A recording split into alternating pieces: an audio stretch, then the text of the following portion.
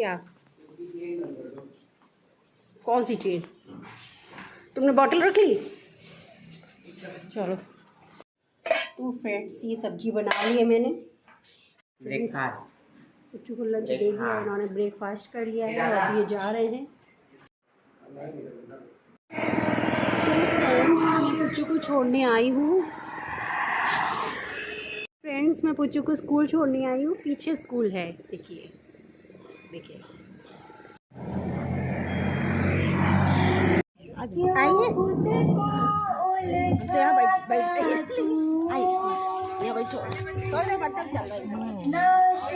तो फ्रेंड्स सामने संत निरंकारी जी का कुछ प्रोग्राम सम्मेलन आयोजन हो रहा है, तो सब लोग इकट्ठे हुए हैं।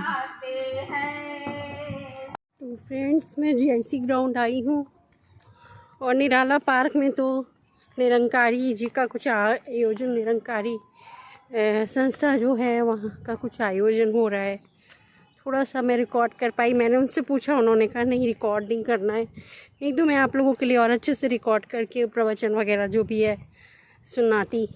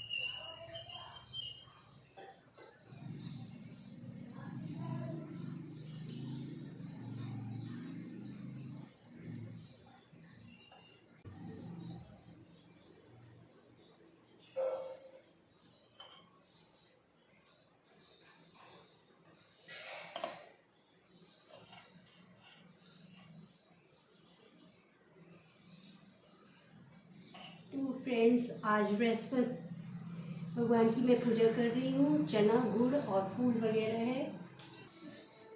तो फ्रेंड्स मैं बृहस्पति व्रत कथा प्रारंभ कर रही हूँ। तो इस व्रत में ये होता है कि जब हम लोग पूजा करते हैं तो किसी साथ में किसी को बैठाते हैं या सुनाते हैं, तो इसलिए मैं किसी और को तो नहीं लेकिन आप लोगों को ये पूरी कथा सुनाऊंगी। प्राचीन समय की बात है। एक बड़ा ही प्रतापी और दानी राजा था। वह प्रत्येक गुरुवार को व्रत रखता, पूजन करता। यह उसकी रानी को अच्छा न लगता था। वह न व्रत करती थी और न किसी को एक पैसा दान में देती थी। राजा को वह ऐसा करने को मना करती थी। एक समय की बात है कि राजा शिकार खेलने वन को चले गए। घर पर रानी उदासी थी। उस समय गुरु बृहस्पति साधु का रूप धारण कर राजा के दरवाजे पर भिक्षा मांगने आए। साधु ने रानी से भिक्षा मांगी। वह कहने लगी, हे साधु महाराज, मैं इस दान पुण्य से तंग आ गई हूँ। आप ऐसा कोई उपाय बताएं जिससे यह सारा धन नष्ट हो जाए, मैं आराम से रह सकूं। साधु रूपी बृहस्पति देव ने कहा, हे देवी, तुम बड़ी विचित्र हो। संतान धन से कोई दुखी होता है। अगर तुम्हारे पास अधिक धन है तो इसे शुभ कार्यों में लगाओ जिससे तुम्हारे दोनों लोग सुधरे। परंतु साधु की इन बातों से रानी खुश नहीं हुई। उसने कहा, मुझे ऐसे धन की आवश्यकता नहीं जिससे मैं अन्य लोगों को दान दूं तथा जिसको संभालने में मेरा सारा समय नष्ट हो जाए। साधु ने कहा, यदि तुम्हारी ऐसी इच्छा है तो जैसा मैं तुम्हें बताता हूँ तुम वैसा ही करना। बृहस्पतिवार के दिन घर को गोबर से लीपना, अपने केशों को मिट्टी से धोना, केशों को धोते समय स्नान करना, राजस से हजामत बनाने को कहना,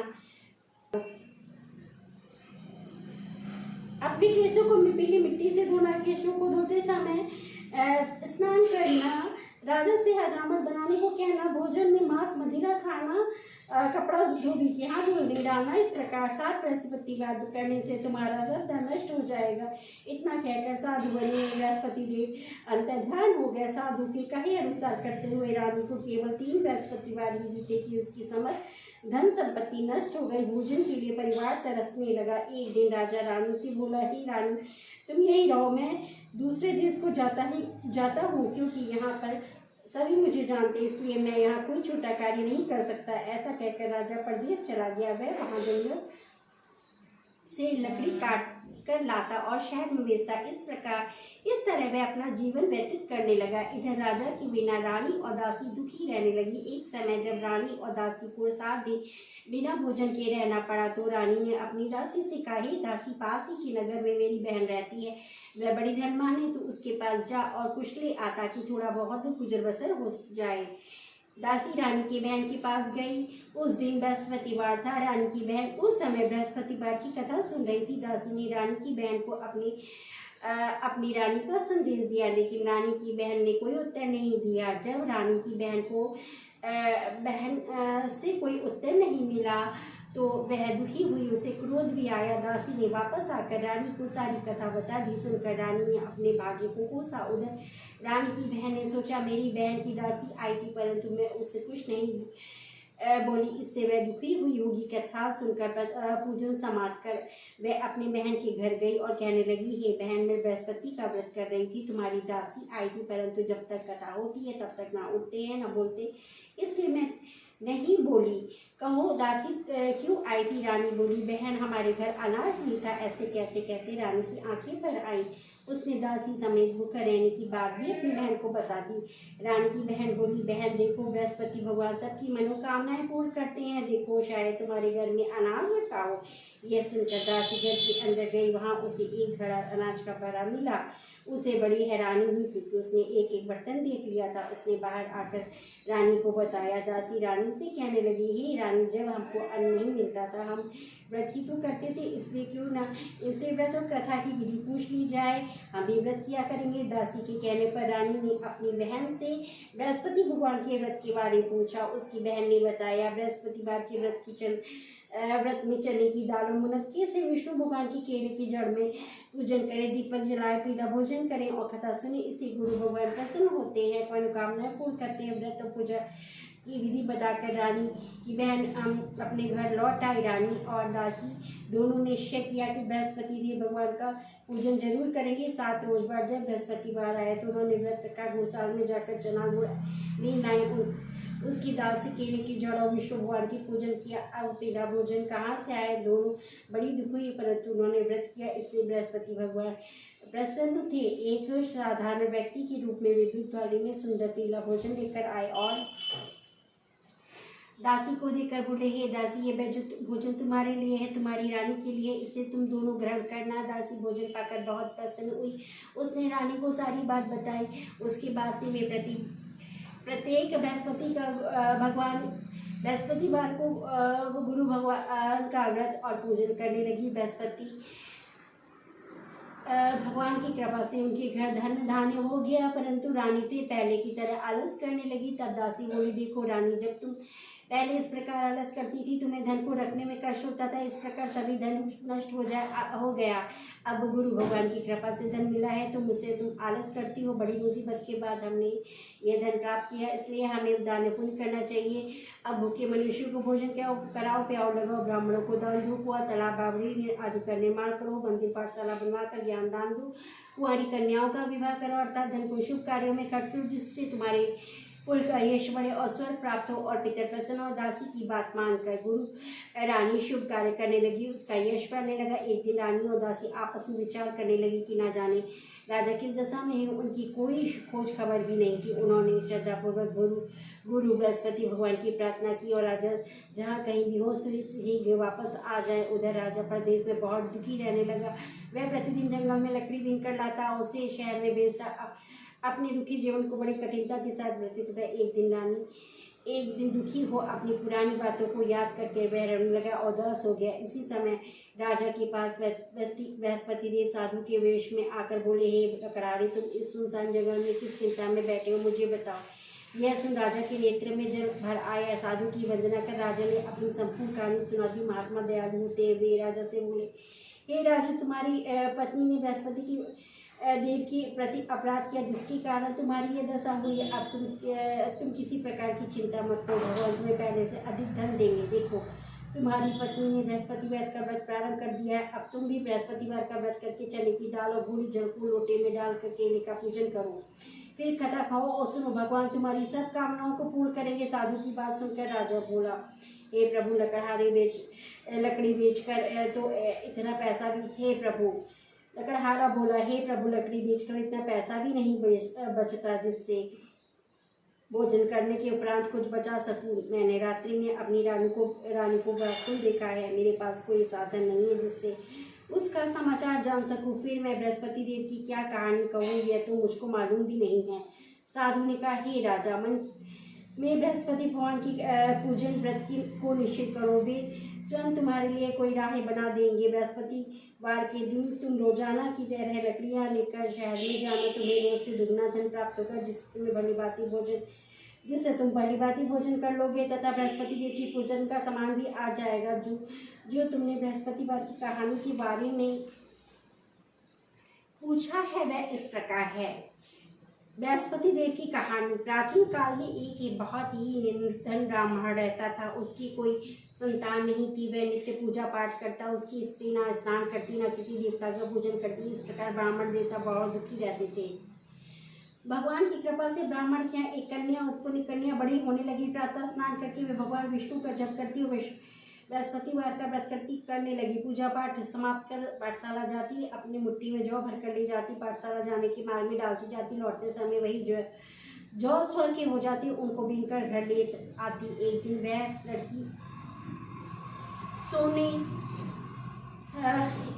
लड़की सूप में उन सोने के जौ को फटक कर साफ कर रही थी। तभी उसकी माँ ने देख लिया और कहा कि बेटी, सोने की जौ को फटकने के लिए सोने का सूप होना चाहिए। दूसरे दिन गुरुवार था। कन्या ने व्रत रखा। बृहस्पति देव से सोने का सूप देने को प्रार्थना की। बृहस्पति देव ने उसकी प्रार्थना स्वीकार कर ली। रोजाना की तरह वह कन्या जौ फैलाते हुए पाठशाला चली गई। पाठशाला से लौटते समय जब वह जौ बीन रही थी, बृहस्पति देव की कृपा से उसे सोने का सूप मिला। उसे वह घर ले आई और उससे जौ साफ करने लगी, परंतु उसकी माँ का वही ढंग रहा। एक दिन की बात है, कन्या सोने के सूप में जौ साफ कर रही थी। उस समय उस नगर का राजकुमार वहां से निकला।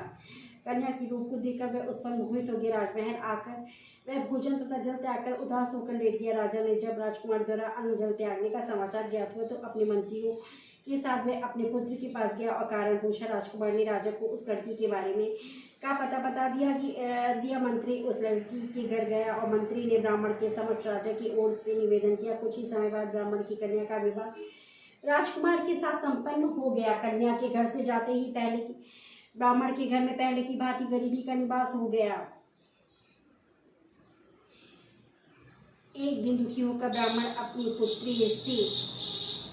पुत्री से मिलने गए। बेटी ने पिता की अवस्था को देखा और उससे माँ का समाचार पूछा। ब्राह्मण ने सभी हाल क्या सुनाया। कन्या ने बहुत सा धन देकर अपने पिता को विदा किया, लेकिन कुछ दिन बाद फिर वही हाल हो गया। ब्राह्मण देता फिर अपनी कन्या की यहाँ गए, सभी हाल कहा। पुत्री बोली, हे पिताजी, आप माता जी को यहाँ लिया, मैं उन्हें सभी विधि बता दूं जिससे गरीबी दूर हो जाए। ब्राह्मण देवता अपनी स्त्री को साथ लेकर अपनी पुत्री के पास राजमहल पहुंचे। पुत्री ने अपनी माँ को समझाया, हे माँ, तुम प्रातः आकाश नादि करके विष्णु भगवान का पूजन करो, तब दरिद्रता दूर हो जाएगी। परंतु उसकी माँ ने उसकी एक भी बात न मानी। वह प्रातःकाल उठकर उसकी पुत्री का बच्चा जूठन खा लेती थी। एक दिन उसकी पुत्री को बहुत गुस्सा आया। उसने माँ को एक कोठरी में बंद कर दिया। प्रातः स्नान आदि करा के पूजा पाठ कराया तो उसकी माँ की बुद्धि ठीक हो गई। उसके बाद वह नियम से पूजा पाठ करने लगी। प्रत्येक बृहस्पतिवार का व्रत करने लगी। इस व्रत के प्रभाव से मृत्यु के बाद स्वर्ग को गई। वह ब्राह्मण भी सुखपूर्वक इस लोक को सुख भोग कर स्वर्ग को प्राप्त हुए। इस प्रकार कहानी कहकर साधु देवता वहां से लोप हो गए। धीरे धीरे समय व्यतीत होने लगा। फिर बृहस्पतिवार का दिन आया। राजा जंगल में लकड़ी काटकर शहर को बेचने लगा। उसे उस दिन और दिनों से अधिक धन मिला। राजा ने चना गुड़ आदि लाकर बृहस्पतिवार का व्रत करा। उस दिन उसके सभी क्लेश दूर हो गए, परंतु अगले गुरुवार के दिन वह बृहस्पति का व्रत करना भूल गया। इस कारण बृहस्पति भगवान नाराज हो गए। उस दिन उस नगर के राजा ने विशाल यज्ञ का आयोजन किया तथा उसने समस्त राज्य में घोषणा करा दी कि सभी लोग मेरे यहाँ भोजन करने आए। किसी के यहाँ चूल्हा नहीं जलेगा। इस आज्ञा को जो नहीं मानेगा उसको फांसी दे दी जाएगी। राजा की आज्ञा अनुसार राज्य के सभी वासी राजा के भोज में सम्मिलित हुए, लेकिन लकड़हारा कुछ देर से पहुंचा। इसलिए राजा उसे अपने साथ अपने बहन ले गया। जब राजा लकड़हारे को भोजन कर रहा था तो रानी की दृष्टि उस खूंटी पर पड़ी जिस पर उसका हार लटका हुआ था। उससे हार खूंटी पर लटका दिखाई नहीं दिया। रानी ने निश्चय किया कि मेरा हार इस लकड़हारे ने चुराया। उसी समय सैनिक बुलवाकर उसको जेल में डलवा दिया। लकड़हारा जेल में विचार करने लगा कि ना जाने कौन से पुनर्जन्म के कर्म से मुझे यह दुख प्राप्त हुआ है। वह जंगल में मिले साधु को याद करने लगा। तत्काल बृहस्पति देव साधु के रूप में प्रकट हुए और कहने लगे, अरे मूर्ख, तूने बृहस्पति देवता की कथा नहीं की, इसी कारण तुझे दुख प्राप्त हुआ। अब चिंता मत कर, बृहस्पतिवार के दिन जेल खाने से दरवाजे पर तुझे 4 पैसे मिलेंगे।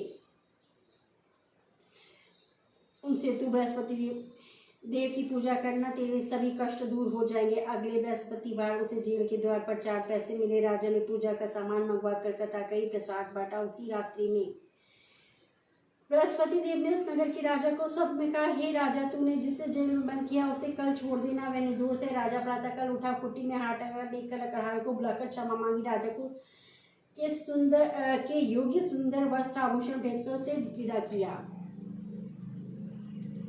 गुरुदेव की आज्ञा अनुसार राजा अपने नगर को चल दिया। राजा जब नगर के निकट पहुंचा तो उसे बड़ा ही आश्चर्य हुआ। नगर में पहले से अधिक बाग, तालाब, कुएं आदि बहुत सी धर्मशालाएं, मंदिर आदि बने थे। राजा ने पूछा कि किसका बाग और धर्मशाला है। तब नगर के सब लोग कहने लगे, ये सब रानी दासी द्वारा बनाए गए। राजा को आश्चर्य हुआ, गुस्सा भी आया। उसकी अनुपस्थिति में रानी के पास धन कहाँ से आया। जब रानी ने यह खबर सुनी तो राजा आ रहे हैं तो उसने जब रानी ने यह खबर सुनी कि राजा आ रहे हैं तो उसने अपनी दासी से कहा, हे दासी, देख राजा हमको कितनी बुरी हालत में छोड़ गए थे। वे हमारी ऐसी दशा को देखकर लौट न जाएं, इसलिए तू दरवाजे पे खड़ी हो जा। रानी की आज्ञा अनुसार दासी दरवाजे पे खड़ी हो गई और जब राजा आए तो उन्हें अपने साथ महल में लिवा लाई। तब राजा ने क्रोध करके अपनी तलवार निकाली और पूछने लगा, बताओ यह धन तुम्हें कैसे प्राप्त हुआ है। तब रानी ने सारी कथा क्या सुनाई। राजा ने निश्चय किया, मैं रोजाना दिन में 3 बार कथा कहा करूंगा और रोज व्रत करूंगा। अब हर रोज राजा के दुपट्टे पे चने की दाल बंधी रहती थी। दिन में 3 बार कथा कहता है। एक रोज राजा ने विचार करा कि चलो अपनी बहन के यहाँ हो आऊं। इस तरह का निश्चय कर राजा घोड़े में सवार होकर अपनी बहन के यहाँ चल दिया। मार्ग में उसने देखा कुछ आदमी एक मुर्दे को लिए जा रहे हैं। उन्हें रोककर राजा कहने लगा, अरे भाइयों, मेरी बृहस्पति की कथा सुन लो। वे बोले, लू हमारा तो आदमी मर गया है, इसको अपनी कथा की पड़ी है। लू हमारा तो आदमी मर गया है, इसको अपनी कथा की पड़ी है। परंतु कुछ आदमी बोले, अच्छा कहो, हम तुम्हारी कथा भी सुनेंगे। राजा ने दाल निकाली, कथा कहनी शुरू कर दी। जब कथा आधी हुई तो मुर्दा हिलने लगा।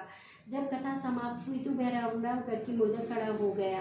राजा आगे बढ़ा। उसे चलते चलते शाम हो गई थी। उसे आगे मार्ग में उसे एक किसान खेत में हल चलाता मिला। राजा ने उसको कथा सुनने का आग्रह किया, लेकिन वह नहीं माना। राजा आगे चल पड़ा। राजा के हटते ही बैल पछाड़ खा के गिर गया तथा किसान के पेट में बहुत जोर से दर्द होने लगा। उसी समय किसान की माँ रोटी लेकर आई। उसने देखा तो अपने पुत्र को सब हाल पूछा। बेटे ने सभी हाल क्या सुनाया। बुढ़िया दौड़ी दौड़ी उस घुड़साल के पास गई। उससे बोली, मैं तेरी कथा सुनूंगी, तू अपनी कथा मेरे खेत पे चलकर कहना। राजा ने लौट कर बुढ़िया के खेत पर जाकर कहानी कही, जिसको सुनते ही बैल खड़े हो गए। किसान की पेट का दर्द भी बंद हो गया। राजा अपनी बहन के घर पहुंचा। बहन ने भाई की खूब मेहमानी की। दूसरे रोज प्रातःकाल राजा जगा तो वह देखने लगा सब लोग भोजन कर रहे हैं। राजा ने अपनी बहन से जब पूछा, ऐसा कोई मनुष्य है जिसने भोजन नहीं किया हो, जो मेरी बृहस्पतिवार की कथा सुन ले। बहन बोली, हे भैया, यह देश ऐसा है, पहले यहाँ के लोग भोजन करते हैं, बाद में अन्य कार्य करते हैं। फिर वह एक कुम्हार के घर गई जिसका लड़का बीमार था। उससे मालूम हुआ उसके यहाँ 3 दिन से किसी ने भोजन नहीं किया है। रानी ने अपनी भाई की कथा सुनने के लिए कुम्हार से कहा। वह तैयार हो गया। राजा ने जाकर बृहस्पतिवार की कथा कही, जिसको सुनकर उसका लड़का ठीक हुआ। अब तो राजा की प्रशंसा होने लगी। एक दिन राजा अपनी बहन के यहाँ बहन राजा ने अपनी बहन से कहा, ही बहन मैं अपने प्रभु जाऊंगा, तुम भी तैयार हो जाओ। राजा की बहन अपने सास से अपने भाई के साथ जाने की आज्ञा मांगी। सास बोली, चली जा, परंतु अपने लड़की को मत ले जाना, क्योंकि तेरे भाई की कोई संतान नहीं होती है। बहन ने अपने भाई से कही, भैया मैं तो चलूंगी, परंतु कोई बालक नहीं जाएगा। अपनी बहन को छोड़कर दुखी मन से राजा नगर को लौटा और राजा ने अपनी रानी को सारी कथा बताई और बिना भोजन की वह सैया पर लेट गया। रानी बोली, हे प्रभु, बृहस्पति देव ने हमें सब कुछ दिया, वे हमें संतान अवश्य देंगे। उसी रात बृहस्पति देव ने राजा को स्वप्न कहा, हे राजा उठ, सभी सोच त्याग, तेरी रानी गर्भवती है। राजा को ये जानकर बड़ी खुशी हुई। 9वें महीने रानी के गर्भ से एक सुंदर पुत्र पैदा हुआ। तब राजा बोला, हे रानी, स्त्री बिना भोजन के रह सकती, परंतु बिना कहे नहीं रह सकती। जब मेरी बहन आए उससे तुम कुछ मत कहना। रानी ने हाँ कर दी। जब राजा की बहन यह शुभ समाचार सुनकर बहुत खुश हुई और बधाई लेकर अपने भाई के यहाँ आई, तो रानी तब उससे उल्हाना दिया। जब भाई अपने साथ ला रहे थे तब टाल गई, उसके साथ नहीं, आज अपने आप भागी भागी बिना बुलाए आ गई है। तो राजा की बहन बोली, भाभी इस प्रकार ना बोलती तो तुम्हारे घर औलाद कैसे होती। बृहस्पति देव सभी मनोकामनाएं पूर्ण करते। जो सद्भावना पूर्ण बृहस्पति वार का व्रत करता है एवं पढ़ता है, सुनाता है, दूसरों को सुनाता है, बृहस्पति देव उसकी सभी मनोकामनाएं पूर्ण करते हैं, उसकी सदैव रक्षा करते हैं। जो संसार में सद्भावना से गुरुदेव की पूजन सच्चे हृदय से करते हैं, उनकी सभी मनोकामना वैसे ही पूर्ण होती है जैसे सच्ची भावना से रानी और राजा ने बृहस्पति देव की कथा का गुणगान किया, तो उसकी सभी इच्छाएं बृहस्पति देव ने पूर्ण की। अनजान में बृहस्पति देव में सद्भावना से गुरुदेव का पूजन और व्रत सच्चे हृदय से करता है, उसकी सभी मनोकामना वैसे ही पूर्ण होती है जैसे सच्ची भावना से रानी और राजा ने बृहस्पति देव की कथा का गुणगान किया, तो उसकी सभी इच्छाएं बृहस्पति देव ने पूर्ण की। अनजाने में बृहस्पति वार की उपेक्षा न करें, ऐसा करने से सुख शांति नष्ट हो जाती है। इसलिए सबको कथा सुनने की बात प्रसाद लेकर जाना चाहिए, हृदय से उनका मनन करते हुए जयकार बोलना चाहिए।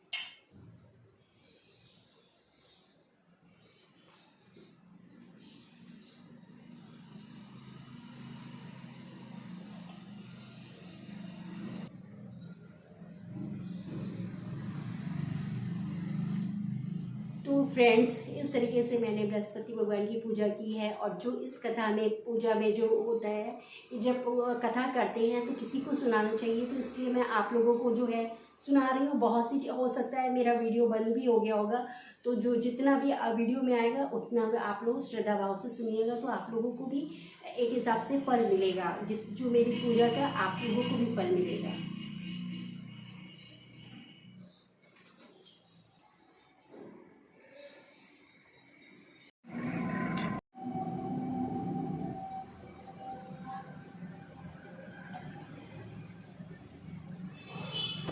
नमः शिवाय, ओम नमः शिवाय, ओम नमः शिवाय, ओम नमः शिवाय, ओम नमः शिवाय,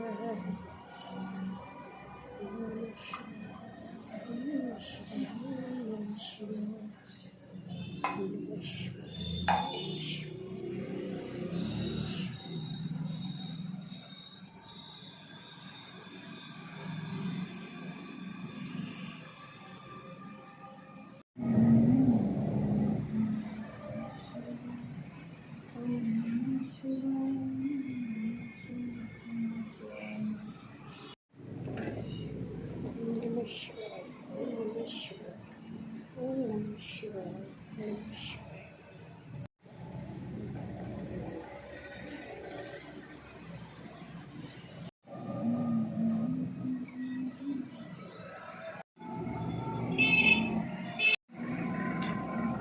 तो फ्रेंड्स, मैंने जो है मशीन लगा दी है। फ्रेंड्स, मेरा व्रत था तो मंदिर से मैं आई थी तो फिर आम काटा था विशु के लिए, मैंने भी खाया। उसके बाद मैं थोड़ा सा मोबाइल में अपना देखती रही इधर उधर, फिर उसके बाद खाना बनाया, दिखाया नहीं आप लोगों को, और फिर अपने लिए चिप्स तल ली थी। चिप्स खा के मैं सो गई थी। पुच्चू बोलने लगा मम्मा आओ लेटो। जब मैं लेटती हूँ तभी इनको नींद आती है, दोनों बच्चों को। फिर मैं लेटी, वैसे ही मुझे इतनी गहरी नींद आई, मैं सो के अभी भी उठी हूँ। बर्तन भी नहीं धोया है, मैं बर्तन धोने जा रही हूँ अभी तुरंत। मैंने मशीन लगाई है, दिखाती हूँ। तो फ्रेंड्स, बर्तन पड़े हुए हैं, किचन भी फैला पड़ा है, जा रही हूँ धोने। फ्रेंड्स, सारे कपड़े धुल लिए हैं मैंने, धुल के सुखा दिए, बारिश ना हो, इनके स्कूल के कपड़े वपड़े जो हैं सूख जाएं, सब डाले हैं। क्योंकि देर से मैं इसीलिए डालती हूँ, क्योंकि जब पुच्चू आ जाते हैं तभी मैं धो के सुखाती हूँ। आप लोगों को तो पता ही है, इस वजह से ही देर हो जाती है धुलने में।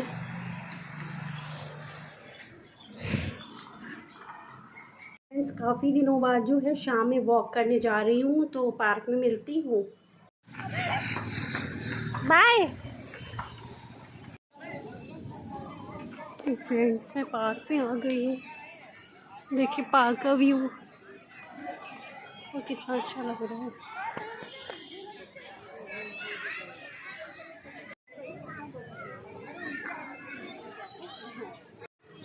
तो फ्रेंड्स, काफ़ी दिनों बाद शाम को आई हूँ पार्क में। चलते नहीं बन रहा है, एक तो पैर में दर्द है, दूसरी बात काफ़ी अब थोड़ा सा हेल्दी हो गई हूँ।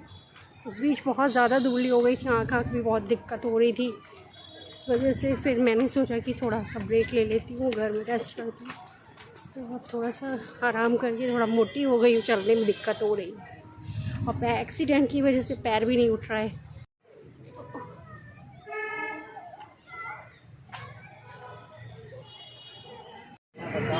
देखिए कितना अच्छा लग रहा है रोड पे। हाँ, डालते रहते हैं।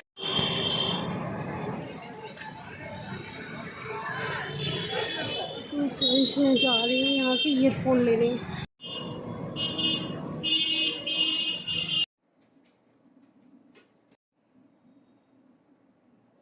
फ्रेंड्स, चौसा आम और आ गए हैं, देखिए ये। फ्रेंड्स, कृष्णा को सुला दिया है।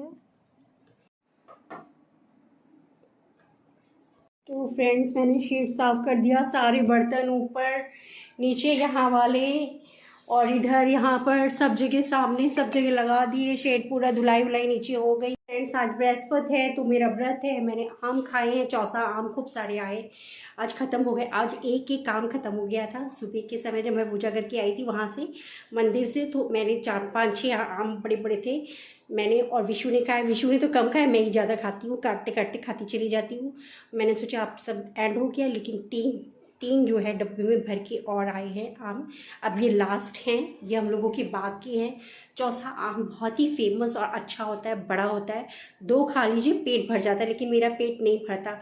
और फ्रेंड्स, सबसे बड़ी अच्छी खुशखबरी ये है कि जो मैं दवा रेगुलर खाती हूँ शुगर वाली, उसकी वजह से मेरी शुगर 152 अभी मैं टेस्ट करा के आई हूँ। जब शाम को वॉक करने गई थी तो मिश्रा वाले जो हैं भैया, जो उनके बच्चे हैं, वो उन लोगों को पता है कि आंटी को परेशानी रहती है शुगर की, वॉक करती रहती हैं, तो वो लोग पहले ही मुझसे कहते थे कि आंटी वॉक मत करिए, आप शुगर की दवा खाइए, उससे ही फ़ायदा होगा, नहीं तो बहुत दिक्कत हो जाएगी।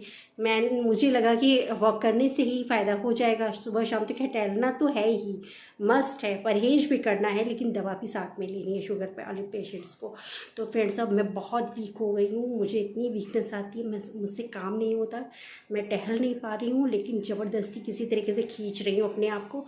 आज एक पार्क में एक जो भाभी जी हैं वो मिली थी, मतलब तो ये बता रही हैं आँख जो है गड्ढे में जा रही है इतनी, अभी मेरी उम्र इतनी ज़्यादा नहीं है, और ऐसे अजीब सी आँखें सिकुड़ के अंदर चली जा रही हैं। तो ये सब प्रॉब्लम फ्रेंड्स, मुझे पता नहीं क्या क्या होता रहता है।